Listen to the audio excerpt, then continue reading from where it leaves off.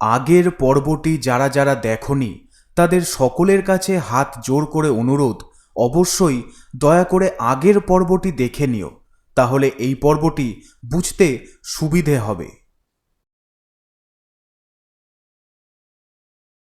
আগের পর্বে আমরা দেখেছি বসুমতীপুর নামক একটি সুন্দর গ্রামে তপন নামে একজন ভ্যান চালক থাকে। তপনের স্ত্রী মারা গেলেও তাদের একমাত্র ভালোবাসার সন্তান সৌরভ ছিল তার জীবনের আসল সম্পদ। সৌরভকে অনেক কষ্ট করে লেখাপড়া শিখিয়ে বড় করে তুলেছে তপন। আর অন্যদিকে গ্রামের একজন চাল ব্যবসায়ী যার নাম প্রত্যুষ, এই গ্রামে সবসময় তার রমরমা চলত। গ্রামের থানার বড়বাবু, প্রধান সবাই তার হাতের মুঠোয়। তারও একমাত্র ছেলে বিট্টু, যে কিনা এই কাজে তাকে সাহায্য করত। এইভাবেই চলতে চলতে একদিন প্রত্যুষবাবু তপনের একটা 5 কাঠা জমির কথা জানতে পারে, আর সেটা তপনের কাছ থেকে নিয়ে নিতে চায়। প্রত্যুষের ছেলে মেরে ধরে ভয় দেখাতে চাওয়ায় তখনই তপনের ছেলে সৌরভ সেখানে চলে আসে আর তাকে আটকে দেয়। তারপর তাদের সাবধান করে ওখান থেকে নিজের বাবাকে নিয়ে সৌরভ চলে যায়। এই রাগ বিট্টু চেপে রাখতে পারে না। সেদিন রাতেই নিজের বাবার বুদ্ধিতে তপনের বাড়ির আশেপাশে অদ্ভুত এক আওয়াজ করে সৌরভকে ঘরের বাইরে এনে ওখান থেকে নিয়ে চলে যায়। ওই সুযোগে প্রত্যুষবাবু তপনকে ভয় দেখিয়ে ওই 5 কাঠা জমিটাও তার থেকে কেড়ে নেন। পরের দিন সকালে তপন খবর পায় যে গ্রামের একটা ধান ক্ষেতের কাছে কি যেন পড়ে আছে। তারা সবাই ওখানে গিয়ে দেখে ওটা সৌরভের মৃতদেহ। থানার বড়বাবু জোর করে গ্রামের লোকেদের দিয়ে তাড়াতাড়ি দেহটার সৎকার করিয়ে দেয়। এর ঠিক 2 মাস পর একদিন প্রত্যুষবাবুর ছেলে বিট্টু গ্রামের পিছনের পথ দিয়ে তার বাড়ির দিকে ফিরছিল। এতদিন সে গা ঢাকা দিয়েছিল, কিন্তু ফিরতে ফিরতে হঠাৎই সে রাস্তায় দেখে একজন শুয়ে আছে। সে মরা ভেবে কাছে গিয়ে দেখতে গিয়েই দেখে ওটা হলো। তারপর বিট্টু ওখান থেকে পালিয়ে যায়।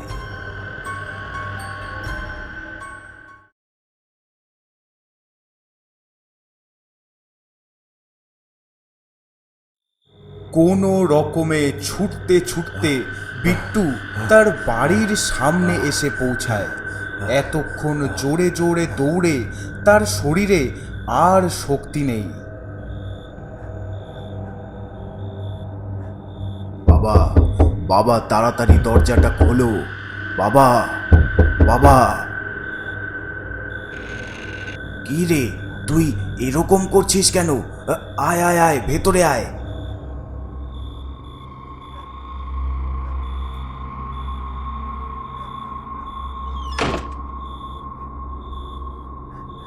কি রে, তোর কি হয়েছে? মুখ চোখ কিরকম লাগছে? কি হয়েছে সেটা আমাকে বল। তোকে দেখে অন্যদের এরম অবস্থা হওয়ার কথা, তা না হয়ে তোরই এরম অবস্থা। তারপর বিট্টু পুরো ঘটনাটা প্রত্যুষবাবুকে বলতে লাগলো।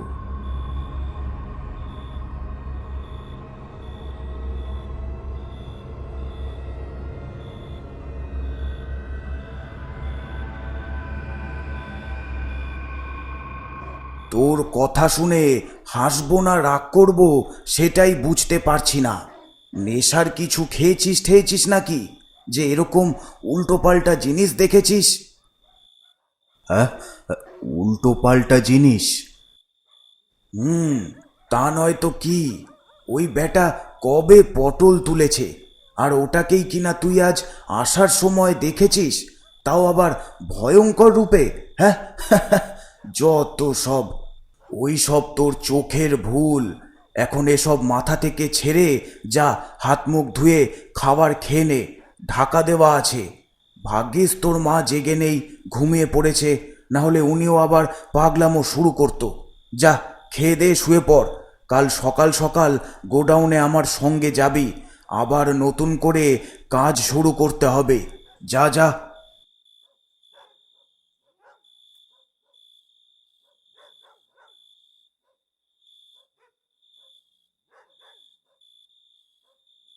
বাবা মনে হয় ঠিকই বলেছে। রাতও হয়েছে, ক্লান্তি আর খিদেতেই মনে হয় ওই সব দেখেছি। না হলে সেরম নেশার তো কিছু খাইনি। যাই হোক, এখন খেয়ে দে, তাড়াতাড়ি শুয়ে পড়ি, তাহলেই সব ঠিক হয়ে যাবে।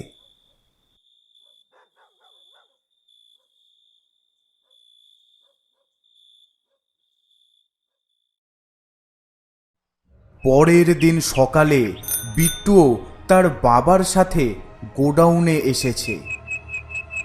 বিট্টুদা, অনেক দিন পরে তোমায় দেখলাম। হ্যাঁ রে, তা এদিকে সব ঠিকঠাক চলছে তো? হ্যাঁ বিট্টুদা, সব ঠিকঠাক চলছে। তুমি না থাকলেও তোমার নাম দিয়েই কাজ হয়ে যাচ্ছে। এসব কথা পরে হবে, এখন কাজের কথায় আসা যাক। শোন বিট্টু, তুই এই কটা দিন ছিলি না, তার মধ্যেই বাজারের কয়েকটা দোকানদার চাল নেব না করে বেশ বাড়াবাড়ি শুরু করেছিল। অবশ্য আমার শাসানোতে একটু ঠান্ডা হয়েছে, কিন্তু তবুও ওই দিকটা তুই একটু দেখ। ঠিক আছে, তুমি ওটা নিয়ে চিন্তা করো না, ওই দিকটা আমি দেখে নিচ্ছি। আর আসল বিষয় হলো যে তপনের ওই জমিটা তো নিয়ে নিলাম, কিন্তু এতদিন হাওয়া একটু গরম থাকায় ওটা নিয়ে কিছু করা হয়নি। তবে এখন সব কিছুই স্বাভাবিক, তাই আর দেরি না করে ওখানে নতুন গোডাউন তৈরির কাজটা শুরু করতে হবে। আমি বরং গ্রাম প্রধানকে একটা ফোন করি আর ওনাকে বলি উনি যেন নিজে দায়িত্ব নিয়ে কাজটা তাড়াতাড়ি শেষ করার চেষ্টা করে। উনি থাকলে সেরম কোনো চিন্তার কারণ থাকবে না।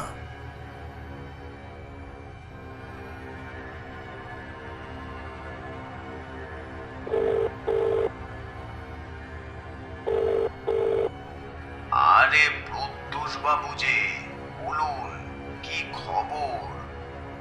হ্যালো প্রধান মশাই। হ্যাঁ, আপনাকে আমার একটা কাজ করে দিতে হবে। আপনি একবার বলুনই না কি কাজ করতে হবে, আমি পারলে নিশ্চয়ই করব। তপনের ওই জমিটা তো এখন আমার নামে, আর তারপর ওর ছেলেটাকেও তো। আহা আহা, পুরো খুলে বলার কি আছে, আমি সব জানি। যা হয়েছে ভালোই হয়েছে, ওসব বাদ দিন তো। যে গেছে সে গেছে, এখন আমায় কি করতে হবে সেটা বলুন। তপনের ওই জমিতে আমার নতুন গোডাউনের কাজ শুরু হবে, তা মানুষজন যদি ওটা দেখে আবার খেপে যায়, তাই আমি চাই আপনি নিজের দায়িত্বে কাজটা একটু শেষ করুন। আপনি থাকলে আর কেউ সেরম কিছু বলবে না। ও, এই ব্যাপার, ঠিক আছে, আমি সব কিছু নিজে দায়িত্ব নিয়েই করে দেব। আর কাজটা শুরুর আগে আপনি পারলে একবার তপনের বাড়ি গিয়ে পরিস্থিতিটাও একটু দেখে নেবেন। আমি তো এখন যেতে পারবো না, তাই আপনাকে বলছি। আপনি এত চিন্তা করেন কেন বলুন তো? আমি তো আছি, আমি সব কিছু নিজে দাঁড়িয়ে থেকে মিটিয়ে দেব। আপনি শুধু আমায় একটু ওই আর কি, বুঝতেই তো পারছেন। এত দায়িত্বে রাতে আবার ঠিকঠাক ঘুম আসে না, শরীরটা কেমন আনছান আনছান করে, তাই। হ্যাঁ হ্যাঁ, আমি বুঝেছি।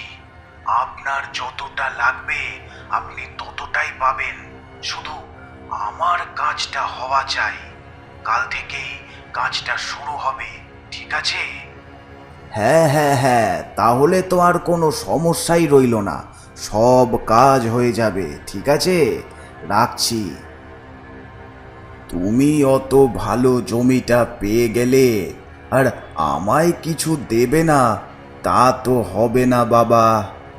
সুযোগ পেলে তোকেও এই গ্রাম থেকে সরিয়ে আমি সব কিছুর মালিক হব।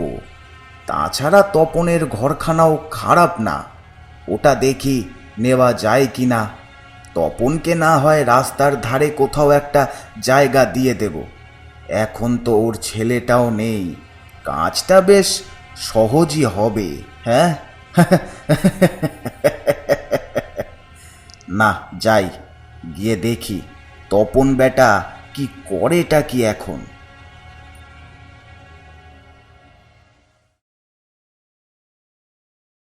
ওইদিকে তপন তার উঠোনে আজ অনেক দিন পর তার ছেলে সৌরভের সাইকেলটা ঘরের ভেতর থেকে বের করেছে। বাবু, এই সাইকেলটা তোকে তোর জন্মদিনে দিয়েছিলাম। তোর খুব শখ ছিল একটা সাইকেলের। এটা চালিয়েই তুই এখানে ওখানে যেতিস, সকালে খবরের কাগজ দিতিস, কত আগলে রাখতিস এই সাইকেলটাকে। অথচ আজ এই সাইকেলটা আছে, কিন্তু তুই আর নেই রে খোকা, তুই আর আমার কাছে নেই। খোকা। ছেলের স্মৃতিতে তার সাইকেলটাকেই আদর করতে করতে কেঁদে যাচ্ছে তপন। সেই সময় গ্রামের প্রধানও তপনের বাড়িতে এসে উপস্থিত। আরে তপন রে, এ কি খবর শুনলাম রে? ওইটুখানি ছেলেটা এরকম অকালে মারা গেল, আহারে, ইস। আরে প্রধান মশাই, আপনি? আমি আরো আগেই আসতাম, ভেবেছিলাম তোকে একটু সান্ত্বনা দেব, কিন্তু বিশ্বাস কর, এত কাজ আর সময় হয়ে ওঠেনি। এই জায়গাটাও খারাপ না। এই ঘর, এই জমিটা হাতে পেলে এটা বেচেও ভালোই পয়সা পাওয়া যাবে। তা বলছি কি তপন, তুই তো এখন আর ভ্যান ঠ্যান নিয়ে বেরোচ্ছিস না, তাই না? তাহলে তোর চলবে কি করে বল? সেরকম কোনো অসুবিধা হলে না হয় আমায় বলিস। হ্যাঁ, এই ঘর জায়গা এগুলোই না হয় দিয়ে ঠিয়ে কিছু একটা ব্যবস্থা করে দেব। কি ঠিক আছে তো? ওরে, আমি যতদিন আছি তুই কোনো চিন্তা করিস না। আর পুরনো কথাও সব ভুলে যা, বুঝলি? সব ভুলে যা। তাহলে আজ আসি রে। কোনো অসুবিধা হলে কিন্তু জানাতে লজ্জা পাবি না। হ্যাঁ, আসি আসি। তারপর প্রধান ওখান থেকে চলে যায়।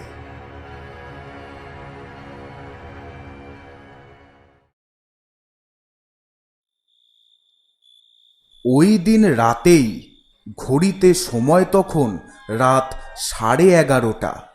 পুরো গ্রামের মানুষ শুয়ে পড়েছে, চারিদিক নিস্তব্ধ, শুধু ঝিঝি পোকার ডাক আর মাঝে মাঝে দূর থেকে শিয়ালের হুক্কা হুয়ার শব্দ ভেসে আসছে।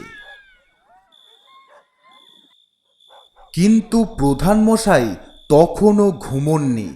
তিনি শুয়ে শুয়ে আকাশের চাঁদের দিকে তাকিয়ে তপনের ঘরশুদ্ধ জমিটাকে কি করে হাতানো যায় আর সেই দায়টাও প্রত্যুষবাবুর কাঁধে চাপিয়ে গ্রামের লোককে খেপিয়ে তুলে তাকে কি করে মেরে গ্রাম থেকে তাড়ানো যায় সেই চিন্তাই করছেন।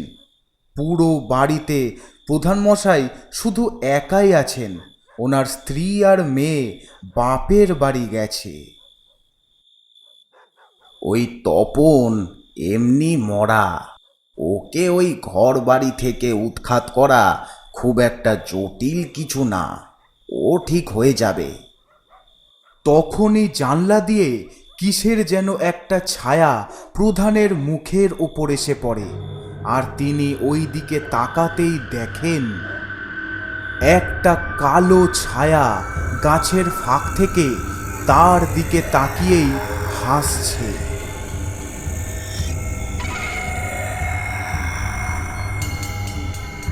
আহ আহ আহ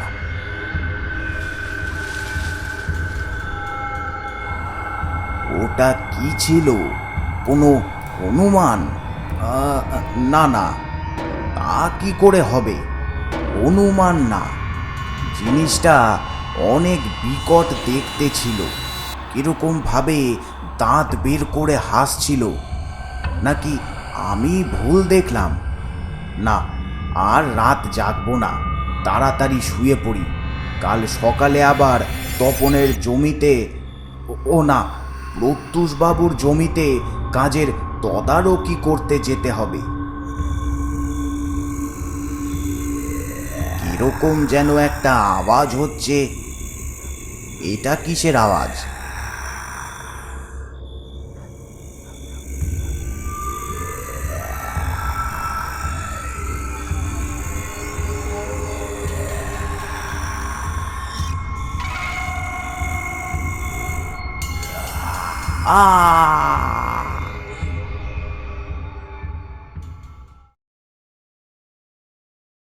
পরের দিন সকাল হতে না হতেই বাজারের মধ্যে দিয়ে পুলিশের গাড়ি প্রধানের বাড়ির দিকে ছুটছে।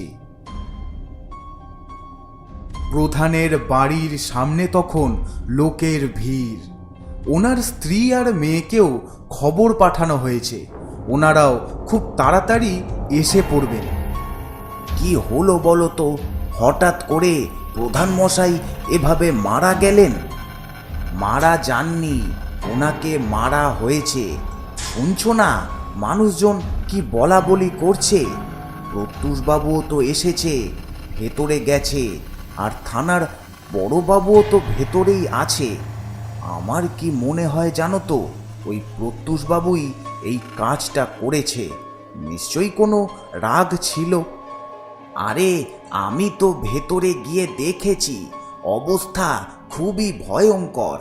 গলা আর ঘাড়ের পাশের অর্ধেক মাংস নেই, যেন কেউ কামড়ে খেয়ে ফেলেছে। জানি না কি হয়েছে, তবে ওনার কাজের একেবারে উপযুক্ত ফল উনি পেয়েছেন। ভালোই হয়েছে। গ্রামের বেশিরভাগ লোকজনই এটা বিশ্বাস করল যে প্রত্যুষবাবুই আড়ালে তার নিজের ছেলেকে দিয়ে গ্রামের প্রধানকে মেরে ফেলেছে। তাদের মধ্যে ভেতর ভেতর যতটা মিল ছিল, নিশ্চয়ই ঠিক ততটাই শত্রুতাও ছিল, আর তাই এই ঘটনা। এমনকি এই গ্রামের থানার বড়বাবুও মনে মনে এটাই ভেবেছিলেন। তাই তিনি প্রত্যুষবাবুর গোডাউনে এসে ওনাকে বলেন, আচ্ছা প্রত্যুষবাবু, আপনার ছেলে এই গ্রামে ঠিক কবে এসেছে বলুন তো? মানে 4 দিন আগে, যেদিন রাতে প্রধান মশাই মারা গেলেন, তখন আপনার ছেলে কোথায় ছিল? কেন, আমার ছেলের সাথে প্রধান মশাইয়ের মারা যাওয়ার কি সম্পর্ক? আপনি কি আমার ছেলেকে সন্দেহ করছেন নাকি? শুধু আপনার ছেলেই না, আমার তো আপনাকেও সন্দেহ হয়। দেখুন প্রত্যুষবাবু, তপনের ছেলেকে আপনারা যা করেছেন তাতে আমি কিছু বলিনি, কারণ ওতে আমার কিছুই যায় আসেনি। কিন্তু গ্রামের প্রধানের বিষয়টা আলাদা। আমরা এতদিন সবাই একসাথেই কাজ করেছি। এবার যদি আপনি মাঝখান থেকে নিজের লাভের জন্য বেইমানি করেন, তাহলে কিন্তু আমাকেও বিষয়টা ভাবতে হবে। আপনি কি আমায় ভয় দেখাচ্ছেন? আপনি জানেন তো যে এই কথাগুলো আপনি কাকে বলছেন? আরে রাখুন রাখুন, শুনুন, সেরম কিছু বুঝলে কিন্তু আমি আমার কাজ করতে বাধ্য হব। তখন আর কাউকে চিনব না। আর আপনার ছেলেকেও একটু সাবধানে থাকতে বলবেন। আজ চললাম, পরে আবার দেখা হবে।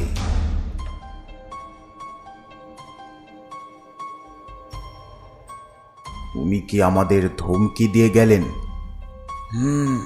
তবে এর সাথে শত্রুতা করলে চলবে না। একে আমাদের অনেক কাজে লাগবে। তার উপর নতুন গোডাউনের কাজটাও আটকে গেল। সময়টা খারাপ যাচ্ছে মনে হয়। আচ্ছা বাবা, আমরা তো সত্যি সত্যি কিছুই করিনি। তাহলে ওই প্রধানকে কে মারল? ওটাই তো ভাবার বিষয় যে ওনাকে ওইভাবে মারলোটাকে।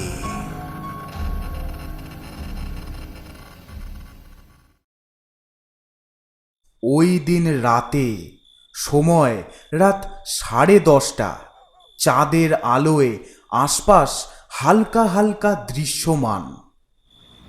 রাতে নিজের কাজ সেরে থানার বড়বাবু তার বাড়িতে ফিরছেন। বেশ কিছুটা আসতেই দেখা গেল সামনেই রাস্তার একেবারে মাঝখানে একটা বড় গাছের ডাল পড়ে আছে, আর তাতে রাস্তাটা পুরো বন্ধ। এ কি, রাস্তার মাঝখানে আবার এই গাছের মোটা ডালটা কে ফেলে রেখেছে? তুমি বসো, তোমায় নামতে হবে না, আমি গিয়ে দেখছি। যদি আশেপাশে কাউকে দেখতে পাই তাহলে আজ তার অবস্থা খারাপ করে দেব।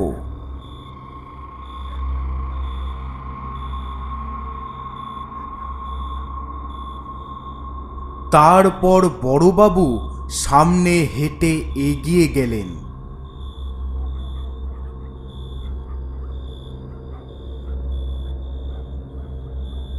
আশেপাশে তো কাউকেই দেখছি না, তাহলে এই ডালটা এখানে এলো কি করে?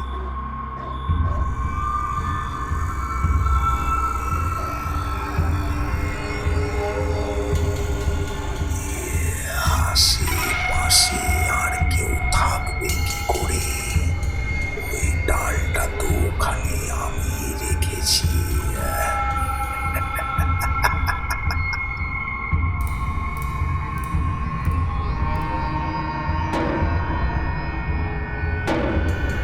আহ, আহ, আহ, আহ, কে কে তুমি? প্রধান মশাইকে কেউ মারেনি, উনি নিজে নিজেই আত্মহত্যা করেছে। সেটা সেটা কি করে হবে? ওরকম ভাবে কি কেউ নিজেকে মারতে পারে নাকি? কেন, 2-2.5 মাস আগে গ্রামের ওই ধান খেতে যে ছেলেটার মৃতদেহ পাওয়া গেছিল, সে যদি ওরম নির্মম ভাবে নিজে নিজেই আত্মহত্যা করতে পারে, তাহলে এটা আত্মহত্যা হবে না কেন? আশা করি এবার তুই বুঝতে পেরেছিস যে আমি কে।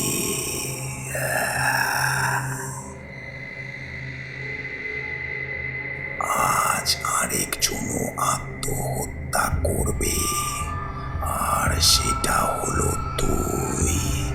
তবে তুই নিজেকে মারবি না, মারবো তো তোকে আমি, কিন্তু হবে আত্মহত্যা।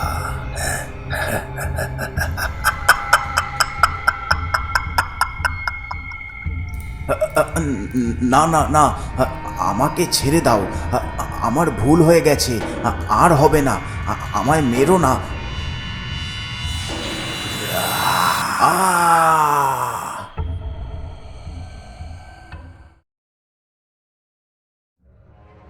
পরের দিন সকাল হতেই এই খবর পুরো গ্রামে ছড়িয়ে পড়ল। সবাই নিজেদের মধ্যে এই নিয়েই আলোচনা করছে। যে কজন ওই স্থানে গিয়েছিল তারা বলেছে, প্রধানের মতোই থানার বড়বাবুর মৃতদেহটারও ঠিক একই অবস্থা।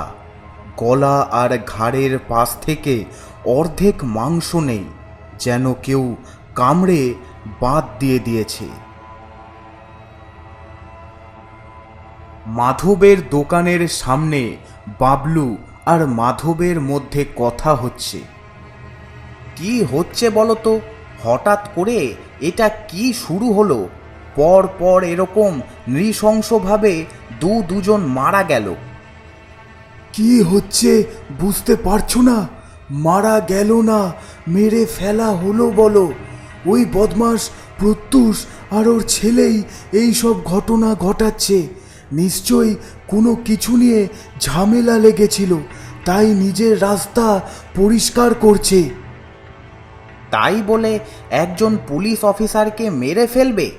কি জানি রে বাবা, এরম হলে তো সামনে আমরাও সুরক্ষিত নই। ওইদিকে গ্রামের বাজারে ঢোকার মুখের গাছতলায়, আর না, অনেক হয়েছে, এবার আমাদেরই কিছু একটা করা দরকার। ওই প্রত্যুষবাবুর বারবারন্ত আর মেনে নেওয়া যাবে না। একদম ঠিক। যাদের সাথে ওনারও তো ভালো চেনা জানা ছিল, সব সময় ওঠা বসা ছিল, আজ নিজের লাভের জন্য তাদেরই মেরে দিল। তাহলে গ্রামের আর কাউকে আবার না কিছু করে ফেলে। শুনলাম তো আমাদের থানার বড়বাবুর সাথে গাড়ির যে চালক ছিল তাকে ভোরবেলায় মাঝ রাস্তায় অজ্ঞান অবস্থায় পাওয়া গেছে। অনেক চেষ্টা করেও নাকি জ্ঞান ফেরানো যায়নি, তাই তাকে নিয়ে শহরের হাসপাতালে যাওয়া হয়েছে। তারপর জানি না কি হয়েছে। আচ্ছা ঠিক আছে, আরও 2-3 দিন দাঁড়াও, তারপর আমরা সবাই মিলে ওই প্রত্যুষ আর ওর ছেলেকে এই গ্রাম ছাড়া করে ছাড়ব। তার আগে ওদের গোডাউনটা ভেঙে ফেলতে হবে, তাহলেই বেটাদের কিছুটা শিক্ষা হবে। এই কথা বাকি সবাইকেও জানিয়ে দাও। সবাই মিলে একসাথে এই কাজ করতে হবে, তাহলে ওরা আর কিছু করতে পারবে না। এদের সব কথা কিছুটা দূরে একটা গাছের পেছন থেকে দাঁড়িয়ে শুনছিল মনোজ। সাথে সাথে সে তাড়াতাড়ি ওখান থেকে চলে যায়। গোডাউনে এসে মনোজ প্রত্যুষবাবু আর বিট্টুকে পুরো ব্যাপারটা খুলে বলল। কি এত বড় কথা? বাবা, আমি এখনই গিয়ে দেখছি কারা কারা এত সাহস দেখাচ্ছে। না না না না, আবার তুই সেই বোকামো করছিস। শোন, লোহা এখন গরম, আর এই গরম লোহায় হাত দিলে হাতটাই পুড়ে যাবে, আর তাতে নিজেরই কষ্ট হবে। ওর থেকে হাতুড়ি দিয়ে বাড়ি দিতে হবে, বুঝলি? মানে বুদ্ধি করে কাজ করতে হবে। শোন মনোজ, রবি, তোরা দুজনেই আজ থেকে রাতে এই গোডাউনটা একটু পাহারা দিবি, কারণ পরিস্থিতি ভালো না, যখন যা খুশি হতে পারে, তাই ঝুঁকি নেওয়া যাবে না। আর এই সমস্যা থেকে কিভাবে বেরোনো যায় সেটা আমি দেখছি। তবে এটা তো সত্যি যে এদের দুজনকে কে এইভাবে মারলো। এক এক করে প্রথমে প্রধান আর তারপর বড়বাবু।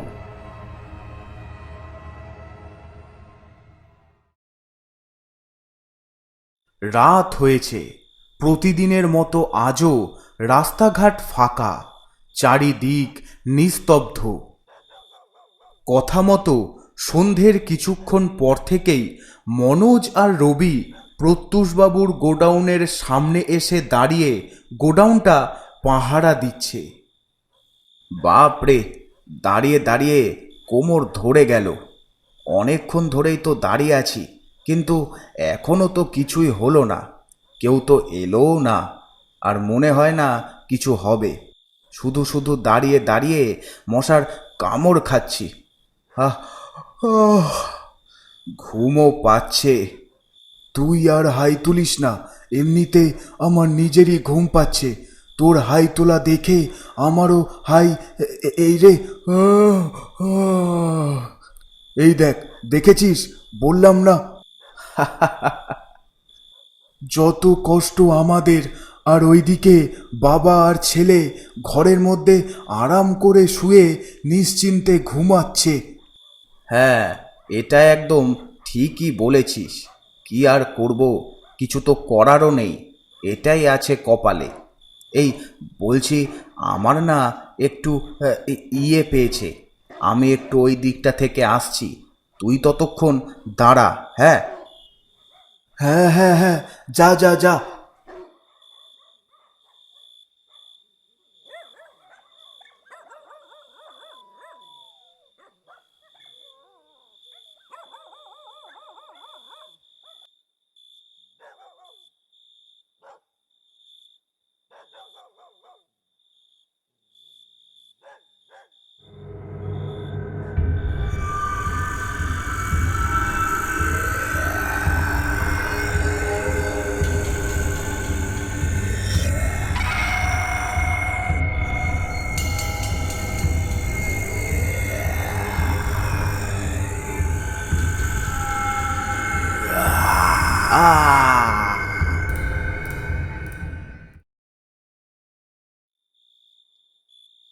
হা হা হা, কে কে?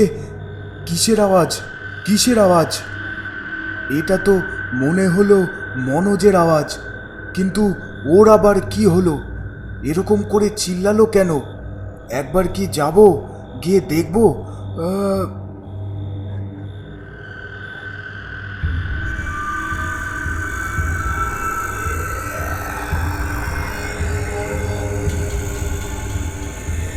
আহ, আহ, আহ, আহ, আহ, আহ, আহ, আহ, আহ,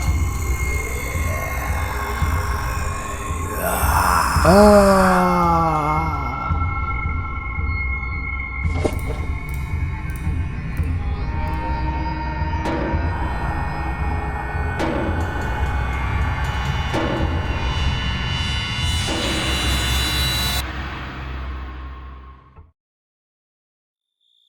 এদিকে ওই রাতে প্রত্যুষবাবুদের বাড়িতে ঘরের মধ্যে প্রত্যুষবাবু আর বিট্টু সকালের বিষয়টা নিয়ে নিজেদের মধ্যে আলোচনা করছে। ওরা দুজন তো ওখানে আছে, সেরম কিছু হলে ঠিকই খবর পাবো। দেখা যাক। আচ্ছা বাবা, পরপর দুজনকে কে এরকম ভাবে মারলো বলো তো? তোমার কি মনে হয়? সেটাই তো, এমন কেউ হয়তো আছে যে তলায় তলায় আমাদেরকে নিজের শত্রু ভাবে, আর তাই এক এক করে বাকি দুজনকে মেরে ফেলেছে। এবার কি তাহলে আমার? না না, তা হতে দেওয়া যাবে না। আচ্ছা, এর পেছনে ওই ভ্যানওয়ালা তপন নেই তো? হয়তো নিজের ছেলের বদলা নিচ্ছে। হ্যাঁ।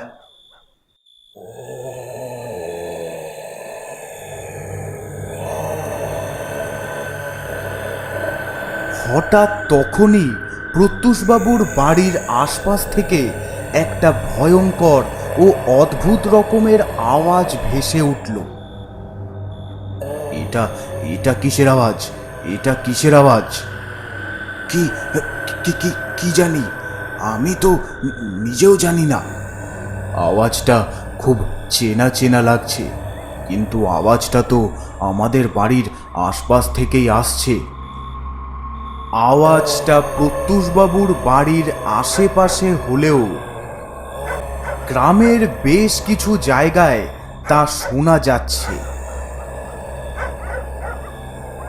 তপনের বাড়ি থেকেও তপন ওই আওয়াজটা শুনতে পারছে। চিন্তায় জানলা দিয়ে বাইরের দিকে তাকিয়ে রয়েছে সে।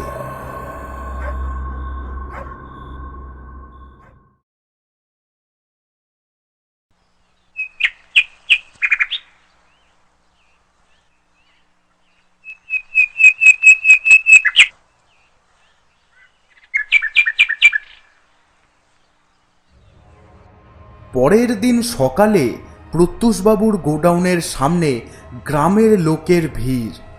ওখানে রবির মৃতদেহটা পড়ে রয়েছে, তার পাশেই কয়েকজন মনোজের দেহটাকেও তুলে এনে রেখেছে। গ্রামের লোকেদের সাথে সাথে প্রত্যুষবাবু আর বিট্টুও ওখানে রয়েছে।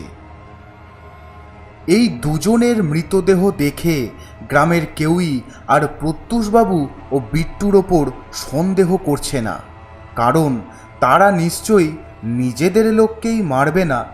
আর তাছাড়াও কালকে রাতের ওই ভয়ানক আওয়াজ শুনে গ্রামের অনেকেই অত্যন্ত চিন্তায় আর ভয়ে আছেন। প্রত্যুষবাবু আর বিট্টু মনে অনেক রাগ, দুঃখ আর চিন্তা নিয়ে চুপচাপ এক জায়গায় দাঁড়িয়ে রয়েছে।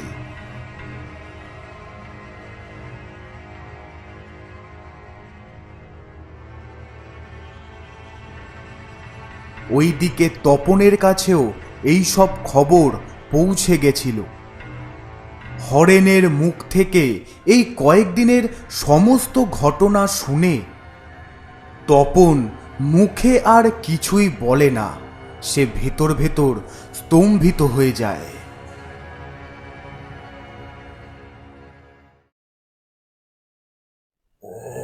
সেদিন রাতে ঠিক আবারও প্রত্যুষবাবুর বাড়ির আশপাশ থেকে ওই একই ভয়ঙ্কর আওয়াজটা আসতে শুরু করে।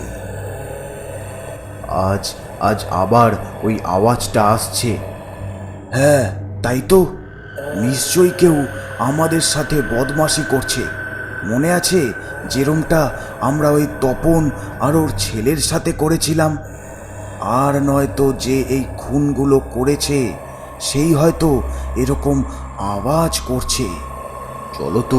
চলো তো বাইরে গিয়ে দেখি কার এত বড় সাহস হাতের কাছে পেলে ওই বেটাকে।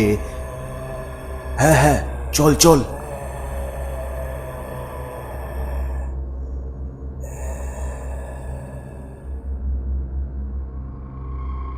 তারা যখন বাইরে বেরোলো তখন ওই আওয়াজটা একটু একটু করে দূরে চলে যাচ্ছে। এখানে তো কেউই নেই, আর আওয়াজটাও তো যেন ওই দিকটা থেকেই আসছে। হ্যাঁ হ্যাঁ, চল ওই দিকটাই গিয়ে দেখি।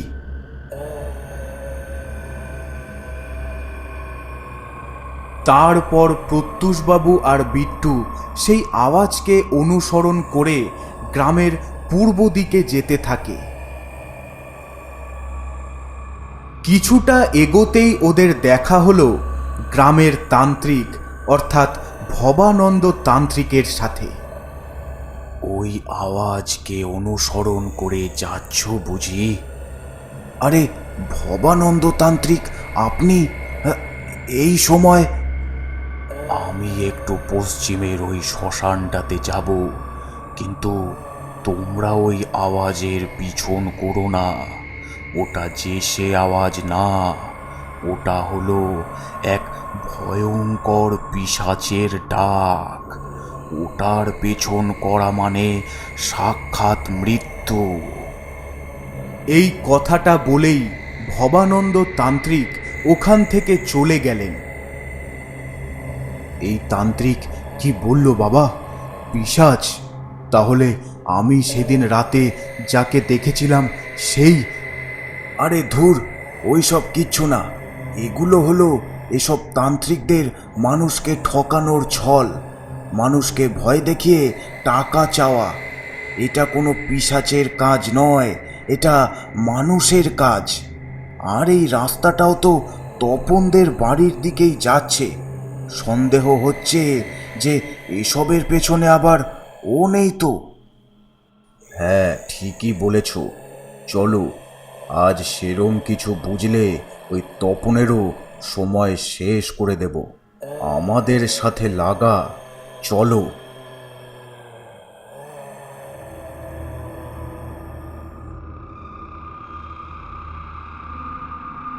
আরও কিছুক্ষণ এরকমভাবে হাঁটার পর হঠাৎ তারা দুজনে সামনে একটা জিনিস দেখে ভয়ে চমকে যায়। সামনে ওই কালো ছায়াটা অর্থাৎ পিশাচটা একটা গিরগিটির মতো নিজের চার হাত পায়ে হাঁটতে হাঁটতে এই দিকেই এগিয়ে আসছে। বেশ কিছুটা এসে সে হঠাৎই অদৃশ্য হয়ে যায়। এই দৃশ্য দেখে প্রত্যুষবাবু ভয়ে পুরো স্তব্ধ। তিনি কি করবেন সেটাই তিনি বুঝতে পারছেন না। সারা জীবনে এই প্রথম তিনি এমন কিছু দেখলেন। বাবা, বাবা,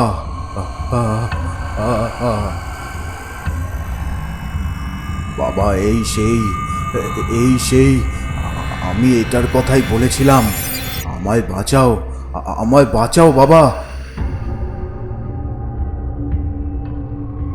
সেদিন তুইও আমাকে এরকম ভাবে পেছন থেকে মুখ চেপে ধরেছিলি না?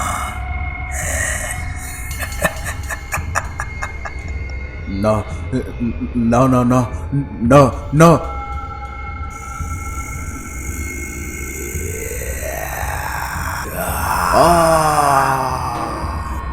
বিট্টু!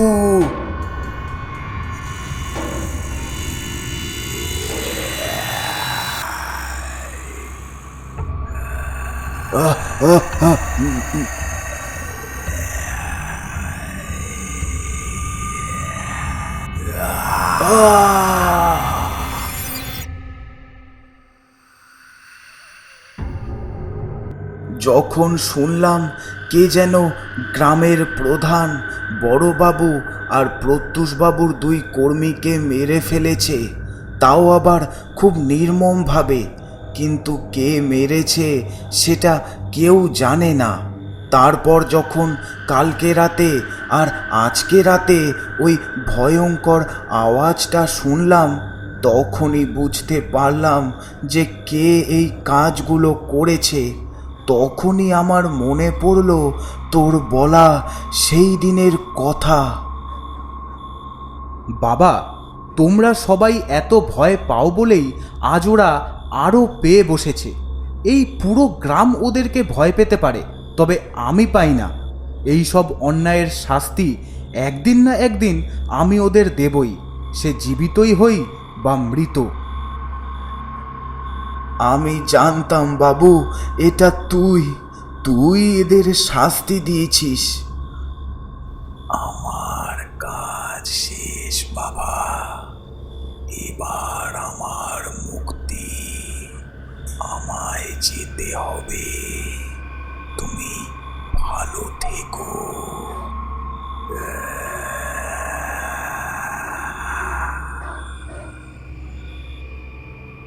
খুব তাড়াতাড়ি আমাদের আবার দেখা হবে বাবু, খুব তাড়াতাড়ি আমি, তুই আর তোর মা আবার এক হব।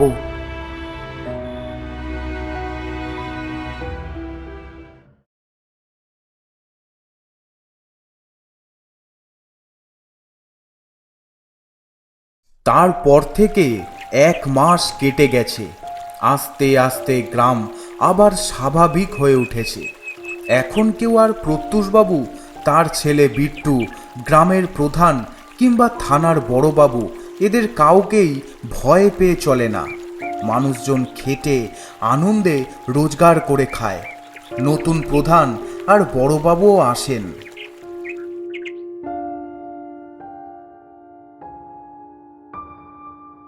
এই 1 মাসের মধ্যেই তপনও হৃদরোগে আক্রান্ত হয়ে মারা যায়। গ্রামের সবাই ঠিক করে এই জমিতে একটা নতুন স্বাস্থ্যকেন্দ্র খোলা হবে, যাতে গ্রামের চিকিৎসা ব্যবস্থাটা একটু উন্নত করা যায়।